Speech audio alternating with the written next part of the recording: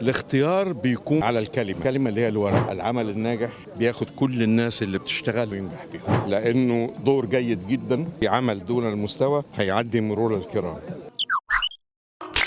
مبروك ابن حرام هيكسر الدنيا كالمعتاد. عايزك تكلمنا بقى النهارده عن العمل وتفاصيله، وهتقدم لنا ايه فيه؟ لا إن شاء الله يبقى عمل قوي ويروق للسادة المشاهدين. طبعا سعيد بتواجدكم النهارده وبشكركم جدا. يعني أتمنى طبعا من كل قلبي النجاح للعمل، والعمل بيضم نخبة عظيمة جدا من النجوم القريبين جميعا إلى قلبي. العمل إنتاجا وكتابة وإنتاجا وإخراجا وتمثيلا، وكل التقنيين مختارين بعناية شديدة جدا. أنا بتمنى من كل قلبي زي ما قلت لحضرتك أنه يبقى ناجح في سلسلة النجاحات عشان يعجب السادة المشاهدين. ايه المختلف ان شاء الله في دور حضرتك في الشخصيه اللي بتتقدم في مسلسل ابن طبيعي؟ لما تتفرجي لا هو انا هقول لك، هنا شخصيه اللي هقدر اقول عليه ان هو شخصيه قويه بلا حدود. يعني هو كفايه كده، يعني شخصيه رجل اعمال قويه بلا حدود. ودي فعلا زي شخصيه حضرتك الحقيقيه؟ لا هو هنا مختلف في حاجات. قصدي على الشخصية.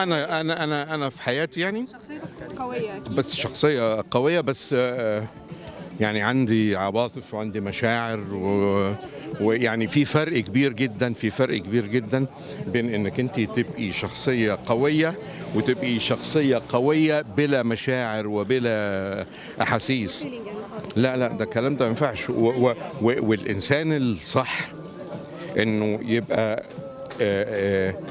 قوي الشخصيه في الاوقات اللي المفروض يبقى قوي فيها الشخصيه، ولكن لازم يبقى من داخله هناك مشاعر وعواطف وتسامح وتصالح مع نفسه، اشياء كثيره جدا يعني عوده قويه الاستاذ خالد مع هاني سلامه. كلمني عن تجربتك معاه انا عارفه ان انت طالع دور شرف في امير العوامريه.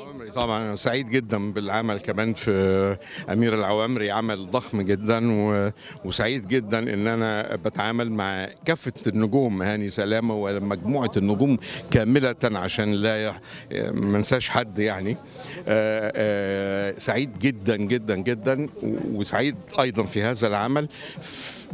فشوفي تصادف جميع النجوم اللي موجودين كلهم، يعني يا إخوة ليا يا أولادي ليا، فجميعهم بلا استثناء قريبين جدا إلى قلبي يعني.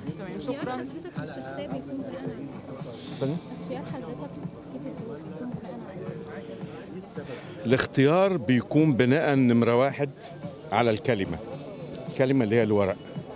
الورق هو اللي بيحدد مدى قبولي، هل هقبل ولا مش هقبل، لأنه دور جيد جدا في عمل دون المستوى هيعدي مرور الكرام.